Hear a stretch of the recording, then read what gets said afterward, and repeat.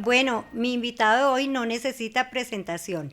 Vamos a hablar de un tema que para mí es realmente muy importante porque involucra como todos los aspectos del bienestar, que es la salud mental.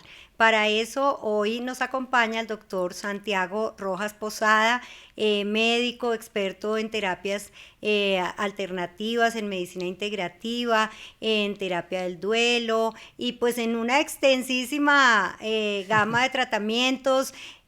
Docente universitario, escritor con varios libros que les compartiremos para que ustedes puedan leerlos también. Bienvenido, Santiago, y muchas gracias por aceptar esta invitación. Qué alegría, Claudia, estar aquí y hablar sobre todo de un tema tan importante y sobre todo tan cotidiano.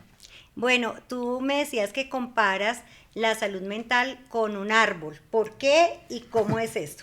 Básicamente, cómo se desarrolla un árbol en la vida.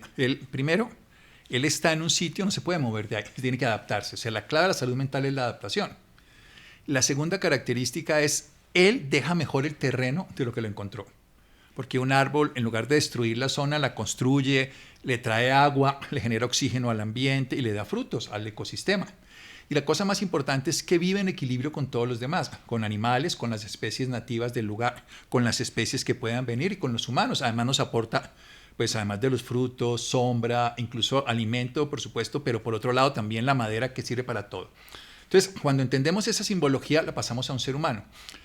¿Qué es la salud mental? La definición de la OMS es un bienestar que nos permite afrontar el estrés, por un lado, que nos permite desarrollar habilidades, por otro, nos permite aprender, que eso es muy importante, si no estamos con buena salud mental no aprendemos, y trabajar sobre lo aprendido, que nos permite tener correctas relaciones con nosotros y los demás, y quinto, que seamos útiles para la comunidad, y eso hace un árbol. Todo eso lo hace un árbol, lo que acabo de decir. Ella soporta el frío, el calor, las adversidades que tenga, el estrés, está en equilibrio consigo mismo y con el entorno, además aprende, desarrolla habilidades y se adapta si le cambian el terreno, todo lo que entonces dije, pues la mejor manera de hacerlo es con un árbol. Explicarlo. Bueno, entonces vamos por partes. Sí. Desde la semilla, la raíz, explícanos cómo sería como cada uno de esos elementos en la salud mental. Bien, la semilla es el fruto, pero empecemos entonces desde la raíz porque ya tenemos un árbol. Estamos ya tú y yo adultos o somos niños, pero ya tenemos una salud mental. La raíz básicamente, y es la fundamental estructura que sostiene el árbol, es el diálogo interior. Es cómo me hablo a mí mismo. El diálogo interior tiene unas 5 áreas muy importantes. Primero, cómo le hablo a mi cuerpo. Ahora lo voy a explicar porque es fundamental entender que nosotros al cuerpo no le hablamos con palabras, sino con sensaciones. Segundo, cómo le hablo a mis emociones. Cómo le hablo a mi mente. Cómo le hablo, esta es la parte más difícil, a lo que los demás opinan de mí. Porque alguien puede opinar de mí y de pronto esa persona dice algo, pero a mí no me importa. Pero de pronto esa persona es mi pareja y esa mirada no es lo mismo que el señor de la esquina que me miró raro. Y la quinta es el contacto de los micorrizas de los árboles, que es el ecosistema. Entonces, ¿cómo me hablo a mí mismo en el cuerpo? Mi cuerpo tiene sensaciones todo el tiempo. Tiene sensaciones de temperatura, de presión, y tiene sensaciones agradables o desagradables de excitación o de calma. Eso es como el resumen ejecutivo más práctico. Entonces, si yo quiero hablarle a mi cuerpo, tengo que llevar una sensación cómoda. Si yo me miro al espejo, por ejemplo, en dermatología tan importante, si veo mi piel y tengo una sensación desagradable, estoy generando una mala imagen mía. Y esa mala imagen la voy a proyectar. Hay un estudio, esto es de las cosas más simples de la vida, un estudio que se hizo por allá por los 70, les pintaron a unas personas unas cicatrices, se las mostraron y dijeron salgan a la calle a ver qué opina la gente de ustedes. Por favor, no hagan nada extraño, solo salgan y caminen y vuelvan aquí en una hora. Las personas les quitaron la cicatriz antes, o sea, el dibujo, les dijeron, venga, se lo vamos a retocar para que quede más impresionante. Cuando volvieron a la hora, ¿cómo les fue? Todo el mundo nos miró feo. Y les dijeron, mírese al espejo ahora. No tenían nada. Pero esa sensación que tengo de mí mismo la voy a proyectar. Entonces la salud mental empieza en cómo le hablo a mi cuerpo, cómo le hablo a mis emociones. Las emociones, básicamente hay que hablar a través de conceptos. Hay muchos conceptos, pero hay 2 grandes. Bueno, malo, me gusta, no me gusta. Son los conceptos que manejamos, conceptos categoría. Por ejemplo, hace 5 años el COVID, el concepto era letalidad. Hoy el concepto es gripa. Sí. ¿Eso qué significa? Que si yo tengo COVID es malo, pero no es grave. Pero hace 5 años... Era terrible. Ese concepto hace que lo viva de una manera u otra. Entonces las emociones, el concepto que yo tenga, yo estoy feliz de venir acá, mis emociones son favorables. Si estuviera, me van a hacer una rectosimoidoscopia, estaría en otra emoción. la emoción depende del concepto que yo tengo. Entonces yo tengo que aclarar mis conceptos frente a todo y cambiarlos, adecuarlos, generar conceptos mucho más adecuados. Adaptarlos, lo que tú decías. Claro, la clave siempre, el árbol hace eso. El árbol todo el tiempo se adapta, la raíz se adapta. Si tú no encuentras agua aquí, se mete acá. Por eso utilizo siempre el símbolo del árbol. Tercero, ¿cómo le hablo a mi mente? Y ahí es donde nosotros creemos que estamos todo el tiempo, pero no es cierto. Tenemos un cuerpo que nos da dolor, fiebre, frío. Por ejemplo, estar uno en la cama acostado, le está hablando al cuerpo de, ay, qué delicia, cómo me siento de cómo. Y en ese momento todo ese bienestar se traduce en salud, en equilibrio, en sueño, en bienestar. En cambio, si estoy en un estado de inseguridad, esa sensación de inseguridad no me deja dormir. De hecho, hay, por ejemplo, 4 veces más infarto en las zonas vulnerables de violencia que en las zonas donde hay seguridad. Ajá. Aquí donde estamos es un barrio seguro, entonces aquí se duerme mucho mejor que si estuviéramos en un sitio donde no. Claro. Entonces, ¿por qué? Porque la sensación de mi cuerpo, mi percepción. En cuanto a las emociones, entonces yo puedo tener emociones, como decía, buenas o malas, en la medida que yo le quite tanto esa connotación de que algo es malo, es una oportunidad. Nosotros enseñamos siempre que la clave de la salud mental es vivir todo como una oportunidad, como lo viven los niños. Vamos a ver algo. Con sorpresa. Exacto, con sorpresa y asombro, es textualmente eso. Entonces, esto me va a ocurrir algo. Vengo aquí a esta oportunidad. Entonces, vengo a una actitud muy distinta a una actitud favorable. Si es mala, lo vivo como una oportunidad de aprender. Y si es buena, pues ya estoy dispuesto. La mente habla es del lenguaje. ¿Qué significa el lenguaje? O sea, el lenguaje, la gente piensa que el lenguaje solo es esta comunicación. Hay lenguaje no verbal, hay lenguaje musical, hay lenguaje de la naturaleza. Entonces, cuando la mente está todo el tiempo viviendo a través de conocer lenguajes, por eso la gente muy musical o muy artística, eso le acalma la mente, o se la excita, o se la deja en placer o displacer, por supuesto. Uy, el reggaetón. Entonces ya se altera mi proceso mental. De pronto alguien dice, uy, el reggaetón. ¡Qué delicia! Sí, eso va, por supuesto, en cada persona. Y viene el cuarto elemento que es tal vez el más difícil. Es lo que los demás opinan de mí. ¿Cómo lo recibo yo? Cada vez que alguien opina algo de mí, yo construyo imágenes. Imágenes sensoriales, imágenes auditivas. Mi mamá me dijo eso y me quedó resonando. Imágenes visuales, por supuesto. Entonces lo que yo puedo hacer, si yo no soy consciente que esas imágenes se vuelven mías, yo las vuelvo propias y creo que son mías. La gente tiene una opinión de mí muy mal. La gente no sé qué. De hecho, los médicos cuando... Y empieza uno a opinar mal de uno mismo, claro, por lo que la gente... Compró la imagen, lo cogiste en el celular, lo volviste tu salvapantallas. Ajá. Y ahí, entonces, la idea es que uno aprenda a reconocer que esas son imágenes que yo importé, pero que ya las puedo cambiar. Sí. Entonces hay muchos ejercicios. Por ejemplo, un ejercicio súper sencillo es pixelarla. Mi esposa hoy me dijo, entonces primero quítale el me. Mi esposa dijo. Entonces le quitas el yo de la imagen tuya. Sí. Y la ves la imagen solo de él. Y la ves ella gritando. Entonces mantienes la imagen mental y luego la pixelas. ¿Qué quiere decir? Como las fotografías, como estas imágenes, y luego y se difumina. Y luego vuelves y la construyes de la manera como consideres que no te haga daño la imagen. Porque hay imágenes que te hacen daño. Por ejemplo, si tú ves, como los médicos vemos una herida abierta, no nos hace daño. Pero por ejemplo, para una persona, por eso cada cosa es muy particular. A ciertos árboles, por ejemplo, el agua los inunda, a ciertos árboles sin agua se mueren. Falta mucha agua. Hay que adaptarse, pero de acuerdo a cada característica. Entonces, esos son los 4 ejes de lo que llamamos la raíz, lo que sostiene, el diálogo interior. Entonces, yo todo el tiempo le estoy hablando a mi cuerpo. Si yo soy capaz, por ejemplo, si yo estoy muy incómodo aquí, pues las sensaciones mías es que voy a estar incómodo contigo y voy a estar irritable y no voy a tolerar mucho. Si tengo hambre, si tengo frío, entonces tengo que entender que mi cuerpo me habla en sensaciones y tengo que generar sensaciones adecuadas. Y hay que aprender a escuchar el cuerpo, que hemos dejado de hacerlo totalmente. Ustedes, los dermatólogos, nos enseñan muchísimo a mirar la piel, a ser conscientes, a cuidarla, a responsabilizar, por ejemplo, el cuidado del sol, el cuidado de muchas cosas, porque esa es una imagen. Y si nosotros tenemos una mala imagen con nosotros mismos, pues y esto lo vemos permanentemente. Los pacientes terminales, por ejemplo, que es el trabajo que yo hago, tienen una imagen muy desvalorizada de sí mismos y hay que aprender a generar que esa imagen que tengo hoy en día aún puedo sonreír. Por ejemplo, una sonrisa es matadora. Cambia totalmente la expresión. Hace que todo se vea mejor, claro. Definitivamente. Y entonces ahí viene precisamente de esa raíz viene el tronco, que es el amor propio. El amor propio significa cómo me llevo yo conmigo mismo. Fíjate que Jesús lo dijo, ¿no? Amaos los unos a los otros como a sí mismo, pero se nos olvidó esa historia. Sí, se olvidó ese pedazo. Amamos al hijo, a la esposa, al hermano, al cantante de rock, al que sea. ¿Y conmigo? Entonces, empezar por amor propio. Hay una frase que me encanta que dice que si uno se lleva mal con uno mismo, está mal acompañado. Y uno necesita estar bien con uno mismo. Entonces, el amor propio también tiene 5 ítems. El primer ítem es autoconocimiento. Cuando yo me conozco y sé que soy un pez, no busco nada profundo. Si soy un pez chiquito, no busco volar porque no soy un ave. Busco lo que soy. Autoconocimiento, autoaceptación. Eso, por ejemplo, tú lo ves, hay gente que dice, yo quisiera ser diferente, pero eres lo que eres. La salud mental, en la medida que yo más me acepte. Yo les digo, yo quisiera medir 1,80, a mí 1,50, no puedo hacer nada más. Pero, quisiera, pero no lo logré. Pero está bien, pero puedes aceptar. Yo también quisiera miles de cosas, pero puedo aceptar que las que tengo. Sí, sí. Es que la clave no y está... Y aprender uno a quererse con lo que tiene. Ese es amor propio. Sí. Es súper... Eso es salud mental, porque te permite disfrutar tu realidad. Yo quisiera tener esto, pero tengo esto, con esto puedo disfrutar. Me gustaría esto, pero con esto puedo disfrutar. Porque la clave siempre es que puedas disfrutar. A mí me gusta la definición más sucinta de salud mental y es la capacidad de disfrutar lo que hacemos. Así de sencillo. En cada momento. Porque estoy emborrachándome, lo disfruto, al otro día no. Entonces ya no hubo tanto control ni decisión. Pero digamos en resumen, la autoaceptación después del autoconocimiento. La tercera, que es el autocuidado. Y ahí es donde tú y yo invocamos todo el tiempo. Cuídese la piel, cuídese el cuerpo, cuide cómo come, cuide su cuerpo porque usted no tiene otra opción. Sí. Cuide su mente, cuide sus emociones. ¿Cómo se cuida usted? Entonces ahí vienen hábitos de vida, sueño, descanso, que eso, alimentación, comida real.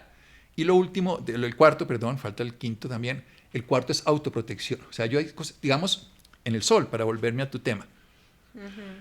Tú y yo tenemos una piel tipo 1. Nosotros podemos creer que somos igual que muchos colombianos que tienen otras pieles un poco más oscuras.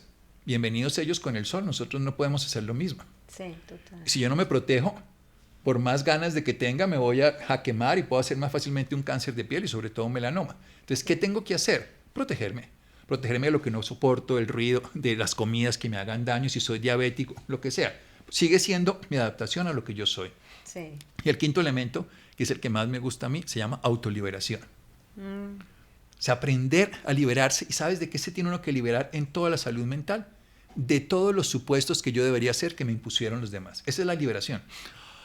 Es que yo debería haber sido, yo debería. Esos son los deberes de no sé cuántos. De otros. Sí. Entonces, cuando uno hace ese ejercicio, porque esto es todo un trabajo que lleva semanas, uno lo escribe, lo va desarrollando ítem por ítem, me voy a liberar.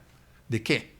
De lo que mi mamá quería para mí. De las expectativas de los demás. Puestas como mías. Vuelvo a hacer la imagen, vuelvo a hacer lo mío. Yo tenía la imagen que yo debería casarme con una persona así, con un hombre así, con una mujer así, si yo sería feliz y eso no es cierto. Eso es un trabajo muy bonito. Yo llevo años haciéndolo y enseñándolo. Cuando la gente escribe conscientemente de todas las hipótesis de lo que debería hacer, se da cuenta que la gran mayoría, por lo menos 3/4 partes, no son propias. Esto lo decía mi abuela. Esto era mi mamá la que... entonces, a ver, ya me puedo liberar de eso. No me corresponde, pero lo estoy cargando. Sí. Es un ejercicio de liberación absoluta, de soltar la tensión. Pasemos a las ramas. Las ramas son el manejo de las pérdidas. O sea, un árbol muda permanentemente sus hojas.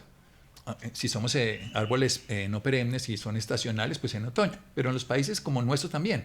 Todo el tiempo. Sí. Lo que tenemos que hacer es aprender a perder. Ese es el mayor ítem del proceso de esta parte. Y tan difícil, ¿no? Sí, porque la gente cree que perder es perder en el sentido de fracasar. Y perder es aprender del aprendizaje de lo que la experiencia nos da. O sea, quiero decir, no solo del proceso en sí mismo que ocurrió. No solo el momento. Sí, sino de todo el proceso que se está dando a través de eso. Porque uno dice, bueno, perdí el partido, listo, pero ¿qué hago con esto? ¿Qué puedo hacer? ¿Cómo lo puedo hacer distinto? Nos pasa con los resultados fracasados. Es que tal que la ciencia no hubiera aprendido de las pérdidas. Total. Estaríamos en la prehistoria.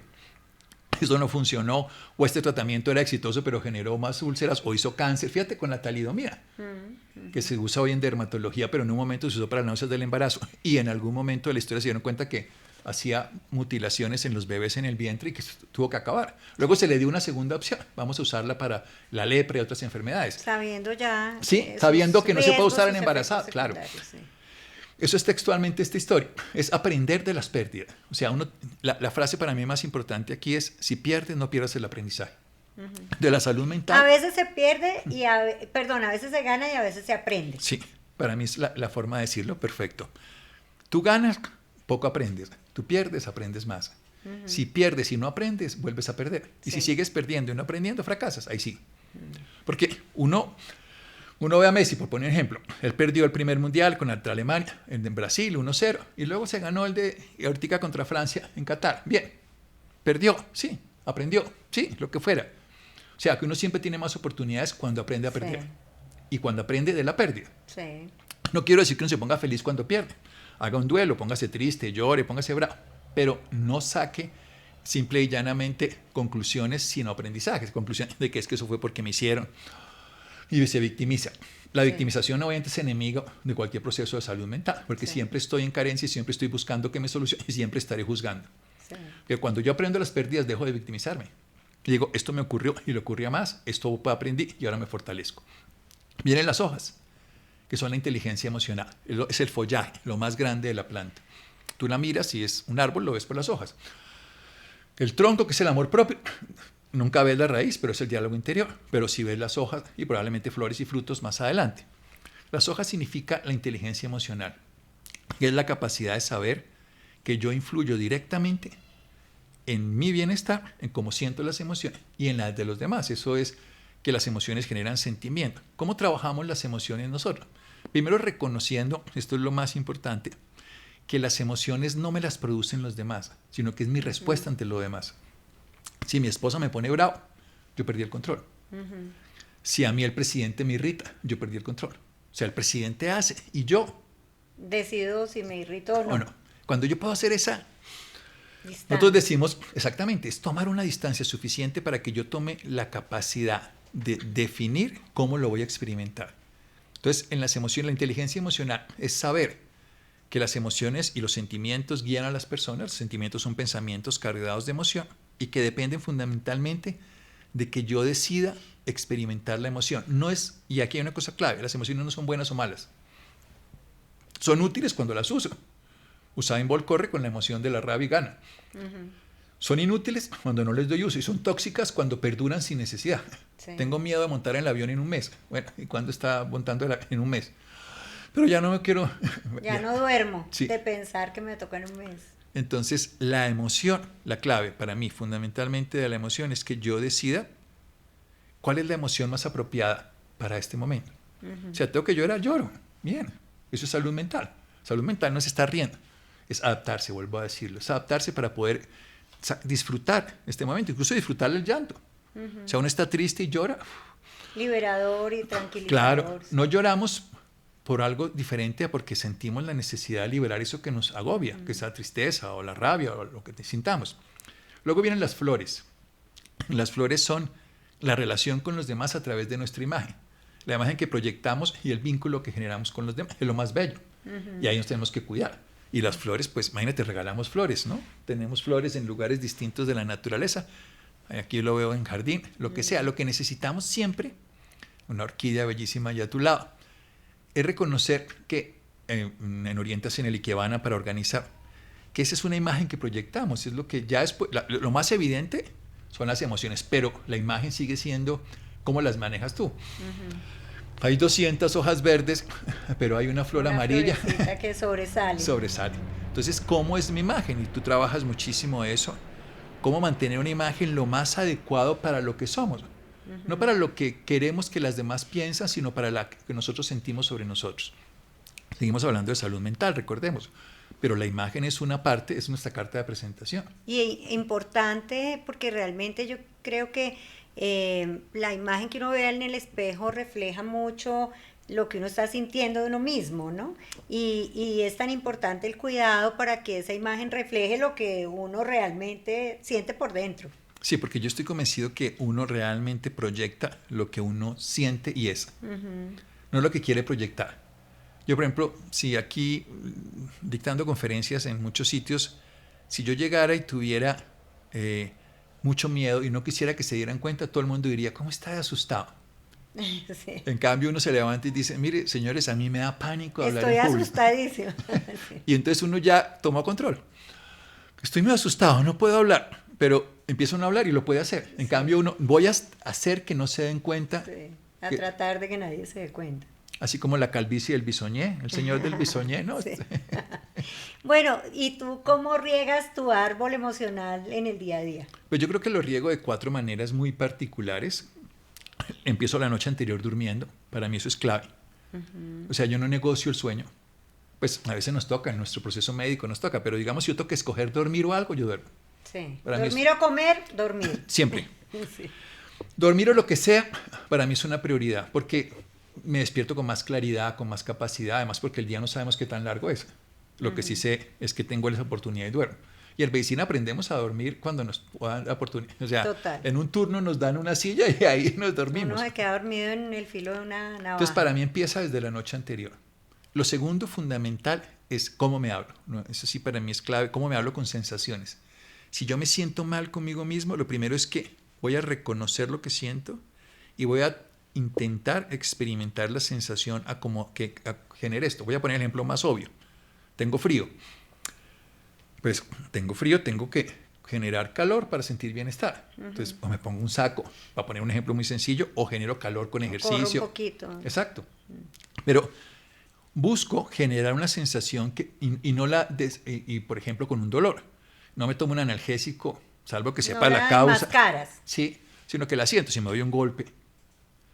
Y hay lo tercero, entonces el autocuidado, que son hábitos de vida, pero hoy pongo el sueño separado en cuanto a alimentación. Pero la cuarta, que es la que más importancia le doy, es esta, las relaciones. Porque lo que más alegría nos da y lo que más dolor nos da son las relaciones. Ahí va a entrar precisamente en ese lugar.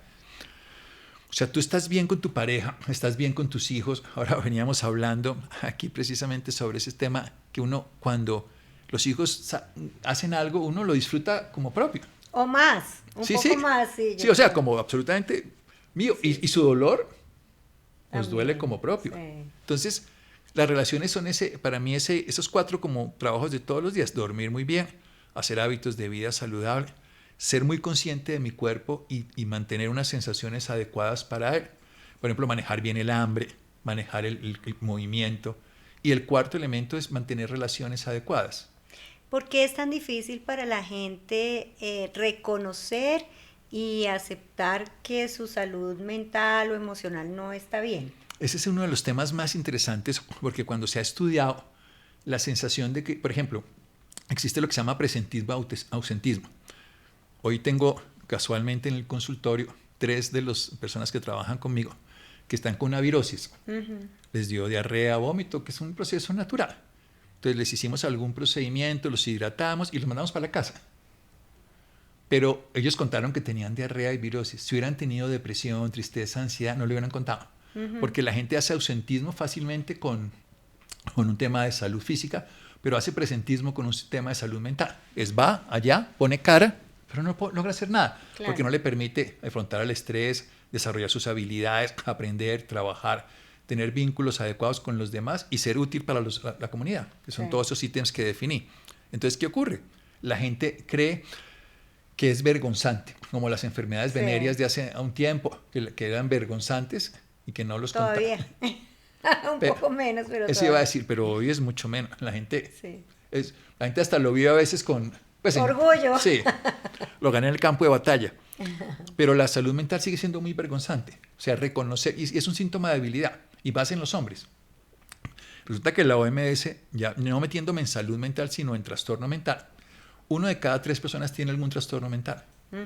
1 de cada 4, 1 de cada 3, depende de la sociedad. Esto es una barbaridad. Y nuestra sociedad que ha tenido tantos problemas, tanta violencia, tanto conflicto, yo creo que realmente puede ser de esas cifras altas. Probablemente sí. Por ejemplo, cuando uno lee el síndrome de estrés postraumático, en ciertas poblaciones es del 0,5 y en Colombia puede llegar a ser el 4% en algunas zonas. Que ya es una cosa de un trastorno mental muy severo. Claro. Entonces, mira esto. Si uno es consciente de que la salud mental le va a permitir tener bienestar, trabaja por ella. La invitación es a que seamos conscientes, porque recordemos, amor propio, autoconocimiento, autoaceptación, autocuidado, autoprotección, autoliberación. Si yo trabajo en eso, no es que voy a tener una salud mental perfecta, esa no es como nadie va a tener la piel perfecta ni el cuerpo perfecto, eso es una utopía, pero va a tener una suficiente que me genere un bienestar, ¿no? Sí. Pero si no soy consciente de eso... Que te permita afrontar el día a día, que te permita vivir en comunidad, aportar, eso. Y ser útil. Yo creo que ese es un propósito de nuestra existencia humana. No somos seres independientes, sino interdependientes. Total. Tú haces una cosa, yo hago otra. Aquí tenemos quienes nos permiten hacer este podcast y esto es maravilloso. Cada uno hace lo mejor que puede hacer. Cada uno pone su granito de arena. Lo absurdo es que uno destruye a los demás por ser incapaz de reconocer sus alteraciones mentales. Y estamos gobernados no solo en Colombia, sino en muchos lugares por personas que no tienen una buena salud mental. A lo largo de los años lo vemos como experiencias que son personas que no logran utilizar los recursos profesionales, medicamentosos o las ayudas o el principio de autoayuda para transformar su salud mental en algo productivo. ¿Por qué decidiste hacer lo que haces? Bueno, yo creo que cuando estaba estudiando medicina, hace muchos años, tuve un percance de salud muy importante, estuve muy grave y básicamente eso me llevó como a plantearme realmente el sentido de la vida mucho más allá de la parte terapéutica. Entonces siempre he creído que los médicos somos primero que todo educadores, o sea, nuestra función esencial es educar, porque si no vamos a tener pues más enfermedad. Y qué mejor que educar en lo que la persona puede hacer. Pues nosotros educamos a la gente en alemán, pues los poquitos van a utilizarlo, pero si utilizamos cosas que pueden usar las personas y la simbología que estoy buscando en este caso. Y siempre he intentado hablar sobre el estrés, sobre los duelos, sobre la nutrición, para que la gente lo haga. No es, por ejemplo, aquí uno oye mucho hablar de la dieta mediterránea. Yo le digo a las personas, la dieta mediterránea está bien para España, para Francia, para Italia, pero aquí no tenemos el estilo de vida mediterráneo. Total. Entonces a veces trasladamos cosas que no son posibles. Sí. Pero la salud mental con lo que estamos hablando lo puede hacer cualquier persona. Así esté viviendo en Chigorodó, esté viviendo en San Juan de Nepomuceno, o en sea. Italia. O esté viviendo en Italia, de acuerdo. O sea, de Wall Street, o sea, de aquí, de una zona de Bogotá cualquiera, de un barrio, Tunjuelito, lo puede hacer igual. El otro punto fundamental, que le faltan dos, es el propósito de vida, los frutos. Y ahí viene la semilla. Ahí te interrumpí, qué pena. No, estamos hablando, precisamente me llevaste por un camino que sea más útil. El árbol se adapta, acuérdate. Bueno. El árbol va creciendo si le ponen una rama pues, del otro. Es muy bonito cuando una rama se junta con otra. Ellos nunca se quitan la luz. Ellos se van adaptando porque los árboles son fototrópicos, buscan la luz, y son hidrofílicos, buscan el agua. Ve, yo no sabía eso. Entonces ellos se van acomodando, claro. Ellos no se destruyen, tú lo ves en los pinos, lo ves en todo. Ellos respetan, además, por eso es que me gusta tanto el árbol. Mi papá era un campesino culto, yo llamo así porque leían National Geographic, oía la BBC de Londres, hablaba inglés y todo, pero era totalmente dedicado al campo. Y él decía que uno tenía que sembrar un árbol todos los días aunque no se comiera sus frutos. Entonces yo aprendí de los árboles todos los días. Entonces pues está en mi mente ese esquema esa mental. Metáfora. Sí, claro. Que se vuelve muy real cuando vemos que sin árboles no viviríamos. Sí. Si matamos a las abejas, tampoco polinizaría y no viviría. O sea, hay cosas que nosotros creemos que son más importantes como el internet y el celular, pero para que la no vida... podríamos vivir sin eso. Y no podemos vivir sin árboles y sin abejas. No podemos vivir sin eso. Y volviendo entonces al fruto, sí, es todo tu propósito. Porque el árbol, ¿para qué hace un árbol un fruto? Esto es bien bonito. Un árbol hace frutos que son pesados para que se caigan. Y es muy interesante, el fruto viene con todo lo que lo nutre para crecer. Si tú dejas un árbol y cae la semilla que está en el fruto, tiene todos los nutrientes que le da la fruta para crecer, o sea, para mantenerse. Pero también hace que sea apetitoso para que otras especies se lo lleven y lo siembren en otro lado. O sea, no solo piensa en su subsistencia, sino una subsistencia mayor. Los árboles además dan frutos estacionales, o sea, con épocas.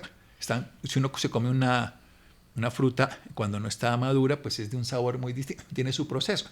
Entonces, a mí me gusta mucho la naturaleza para entender que es un proceso, que el resultado no se da, que se necesita sembrar la semilla y hacer todo el proceso, por eso le hablo cultivar la salud mental, y que es un proceso que se hace en su tiempo, sí, en su momento.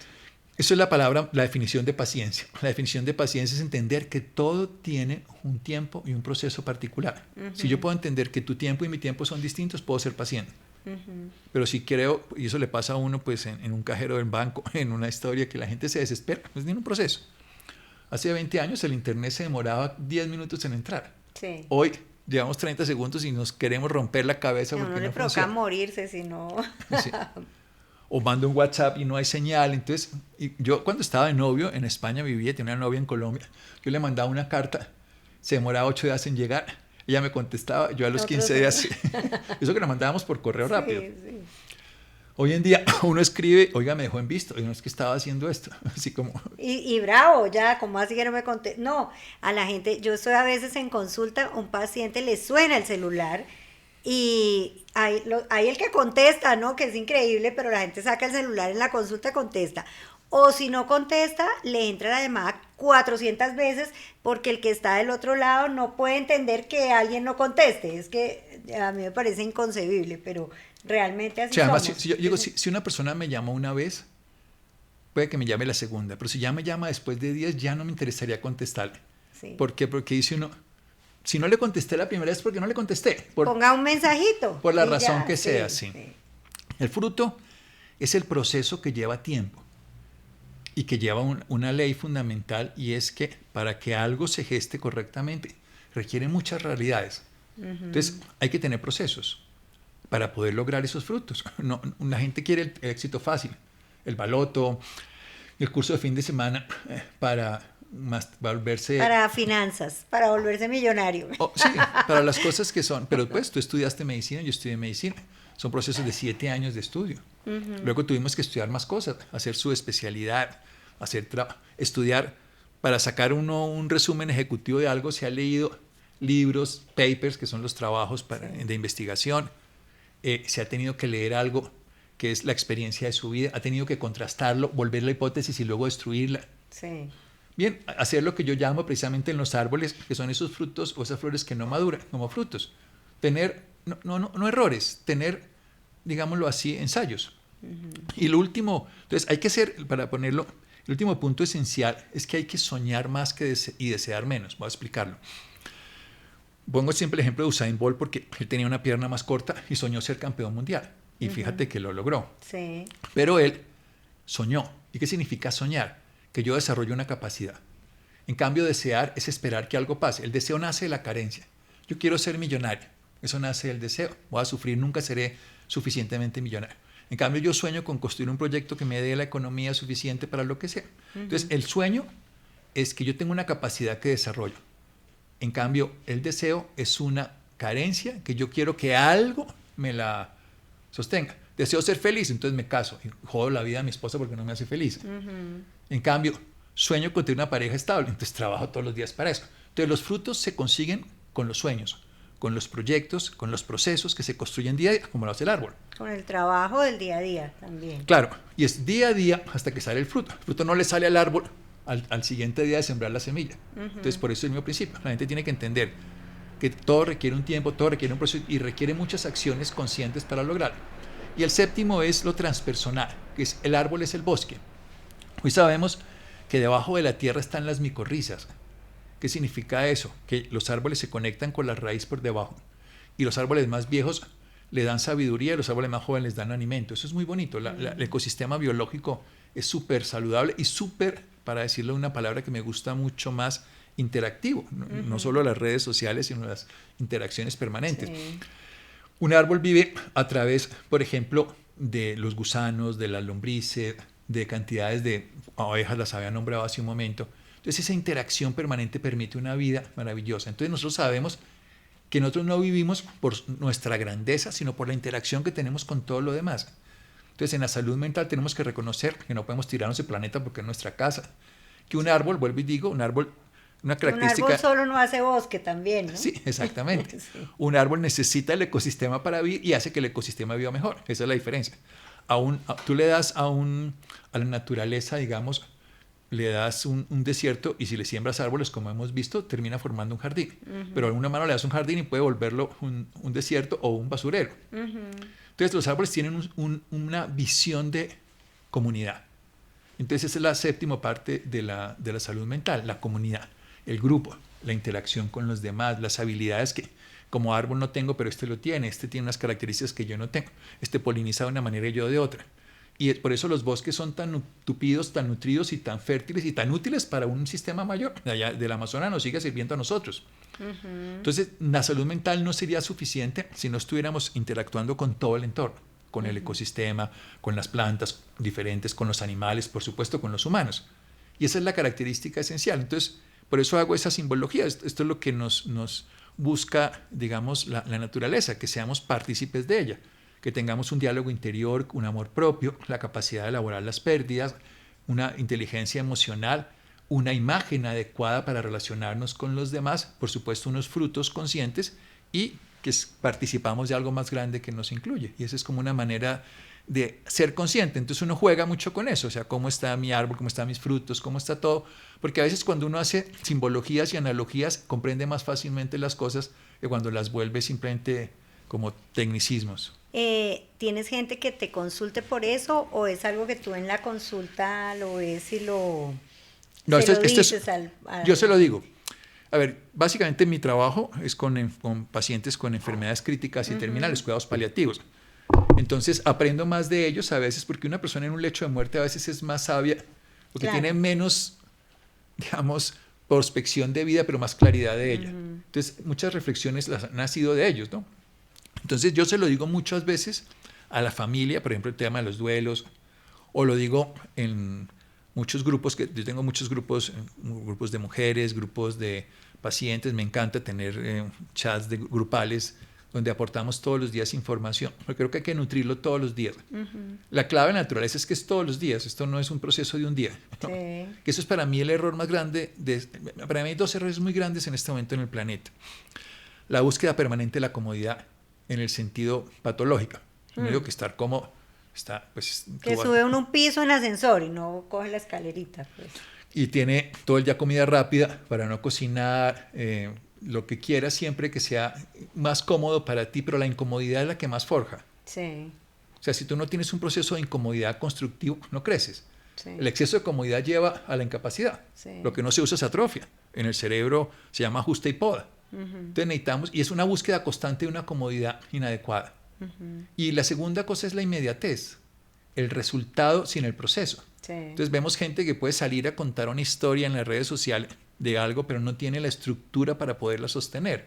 Entonces, digamos, para llevar este proceso, yo me gasté 5 años haciendo todo un trabajo de investigación para hacer toda esta analogía, que por supuesto se puede repetir igual en 30 segundos, cualquier persona puede hacerlo igual, pero para construir por eso me gustan los árboles se demoran, los árboles además hay árboles de 400 años, de 2000 años, y se sostienen, un árbol se sostiene, nosotros nos morimos y los árboles nos siguen viendo, o sea, y los podemos incluso ser abono para sembrarse. Entonces por eso utilizo esta simbología porque tiene todas las características de tener una robusta salud mental adaptable, no perfecta, eso no existe en la naturaleza.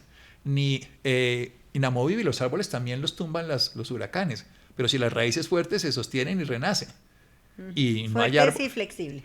Y adaptables, por supuesto. La palabra flexible es adaptable nuevamente, porque el árbol viene, no mece el viento, viene la época de lluvia y puede pasarle una cosa, se inunda, viene la época de sequía, se le caen las hojas, vienen los cambios estacionales, pero él persiste, porque él está más allá de ese momento, pero está construyendo en ese momento.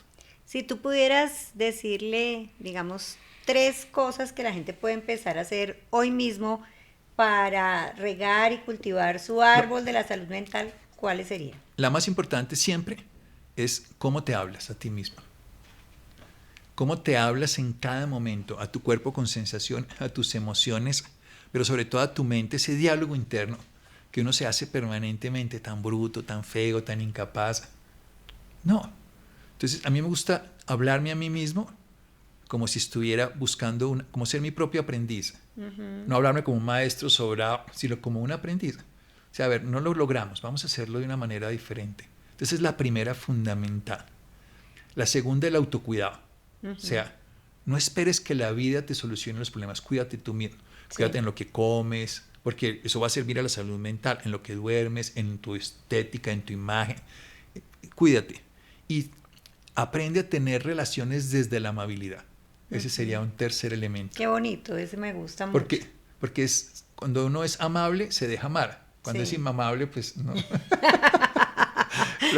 Ser amable con cualquier persona, no importa, no ser amable solo con los poderosos, porque eso obviamente esa lagartería, no ser amable con todo el mundo. Si tú eres amable, la gente es amable. Y no solo con la gente, sino con el entorno, con los animales. Sí, con la naturaleza, ser amable con todo, sí, todo. por eso. Pero entonces para mí es fundamental cómo me hablo a mí, y eso termina siendo amor propio, la raíz que lleva al tronco. Cómo me cuido, que eso es amor propio. Y cómo me relaciono con los demás. Y la mejor manera de relacionarse con los demás es de manera amable. Hay una gran cantidad de estudios, todo esto lo baso obviamente en ciencia, y explico, digamos, el giro supramarginal derecho y todas las áreas del cerebro que van involucradas en la amabilidad. Pero cuando uno es capaz de hablar y ver con amabilidad, genera empatía, es inmediato. Puede que habrá personas que no, siempre habrá de excepción, siempre habrá depredadores en la naturaleza, pero la mayoría no lo serán. Entonces, buscar uno, eso, hay una cosa que es la gentileza, por ejemplo, la amabilidad, es muy terapéutico para uno. Como ser humano, como todo. Vive uno mejor, además.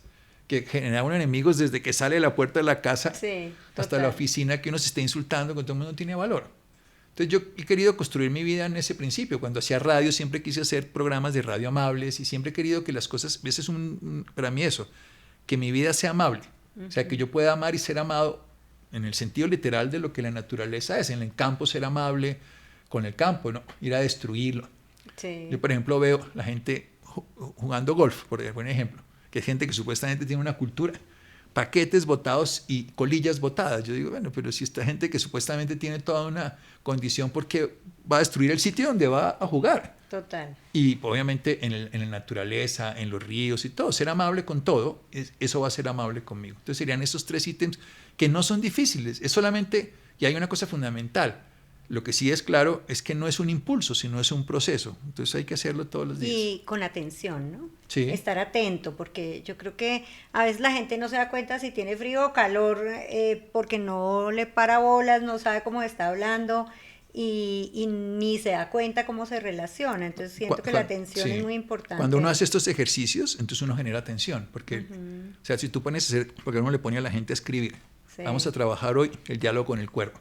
Entonces vas a reconocer cada sensación del cuerpo y vas a darte cuenta cómo esa sensación te controla porque no te has dado cuenta. Sí. Si yo estoy incómodo, si yo me pongo en una postura muy incómoda, después de unos segundos... Le duele la espalda ya. Y voy a empezar a estar molesto contigo.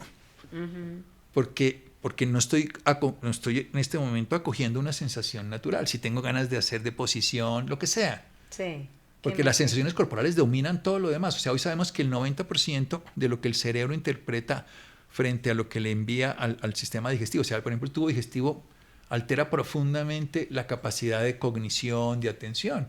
Total. Entonces, cuando todo este ejercicio, todo lo que estaba diciendo es un proceso de atención consciente para desarrollar una salud mental consciente y no empezar a tratar de cambiar al mundo externo, que es lo que siempre intentamos. ¿Por qué la gente sufre? Básicamente por una razón, porque las cosas no salen como quiere. Pero dejaría de sufrir mucho más si le prestara menos atención a que las cosas salen como quieren, pero que éste actúe como uno quiere. Y para que éste actúe como uno quiere, tiene que tomar el control de sí mismo. Tomar control. Bueno, Santiago, mil gracias por Claudia, acompañarnos. Muchas gracias. A ustedes, ¿qué parte de su árbol de la salud mental creen que necesita más cuidado? Escríbanos acá en los comentarios. Síganos en nuestras redes sociales, las del doctor, las nuestras. Háganos preguntas, comentarios de qué les gustaría que habláramos nuevamente cuando volvamos a invitar a Santiago. Y suscríbanse para que cada día podamos tener más y mejores invitados. Mil gracias por acompañarnos. Muchas gracias, querida.